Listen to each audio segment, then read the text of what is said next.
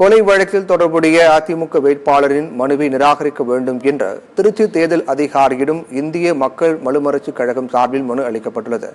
திருச்சி மக்களவைத் தொகுதியில் அதிமுக சார்பாக போட்டியிடும் வேட்பாளர் கருப்பையா மண்டல தேர்தல் அலுவலகத்தில் வேட்புமனு தாக்கல் செய்துள்ளார். தேர்தலுக்கு விண்ணப்பித்துள்ள வேட்பாளர்களின் வேட்புமனுக்கள் தற்போது பரிசீலனை செய்யப்பட்டு வரக்கூடிய நிலையில் அதிமுக வேட்பாளர் கருப்பையாவின் வேட்புமனு ஏற்றுக்கொள்ளப்பட்டது என்று தேர்தல் அலுவலர் பிரதீப் குமார் தெரிவித்துள்ளார். இந்நிலையில் கருப்பையா மீது கொலை வழக்கு இருப்பதாகவும் அதனால் அவரது வேட்பு மனுவை நிராகரிக்க வேண்டும் எனவும் அகில இந்திய மக்கள் மறுமலர்ச்சி கழகத்தைச் சேர்ந்த பொன் முருகேசன் என்பவர் தேர்தல் அதிகாரியிடம் மனு அளித்துள்ளார்.